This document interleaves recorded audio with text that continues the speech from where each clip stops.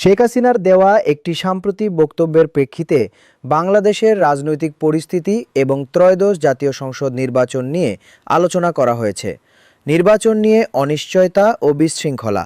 ভিডিওতে দাবি করা হয়েছে যে গোয়েন্দা তথ্য অনুযায়ী আগামী 12 তারিখের নির্বাচনের আগে বা পরে বাংলাদেশে ব্যাপক বিশৃঙ্খলা দেখা দিতে পারে। এমনকি নির্বাচন হলেও ক্ষমতা হস্তান্তর প্রক্রিয়া শান্তিপূর্ণ নাও হতে পারে বলে আশঙ্কা প্রকাশ করা হয়েছে। শেখ হাসিনার বক্তব্য ও রাজনৈতিক চাপ। দিল্লি থেকে শেখ হাসিনার বক্তব্য রাজনৈতিক মহলে সতর্ক সংকেত হিসেবে দেখা দিয়েছে। বিশ্লেষকদের মতে আওয়ামী লীগের মতো বড় রাজনৈতিক শক্তির অংশগ্রহণ ছাড়া নির্বাচনের বৈধতা আন্তর্জাতিকভাবে প্রশ্নের মুখে পড়বে। ভোট বর্জনের ডাক।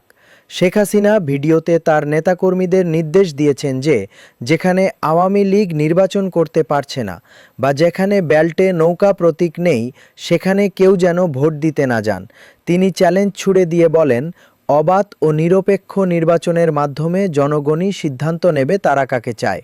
ভারত সফররত বা আশ্রিত শেখ হাসিনা সম্প্রতি জানুয়ারি 2026 দিল্লির একটি অনুষ্ঠানে ভার্চুয়ালি যুক্ত হয়ে বাংলাদেশের আগামী সাধারণ নির্বাচন ও বর্তমান অন্তর্বর্তী সরকার নিয়ে বেশ কিছু কড়া মন্তব্য করেছেন। আগামী 12 ফেব্রুয়ারি 2026 বাংলাদেশে জাতীয় নির্বাচন অনুষ্ঠিত হওয়ার কথা রয়েছে। শেখ হাসিনার বক্তব্যের প্রধান দিকগুলো নিচে তুলে ধরা হলো। 1. নির্বাচন ও অন্তর্বর্তী সরকার নিয়ে মন্তব্য।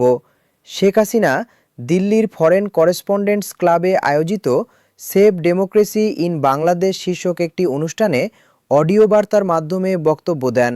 সেখানে তিনি বলেন, ডাক্তার ইউনূস প্রশাসনের অধীনে সুষ্ঠু নির্বাচন অসম্ভব।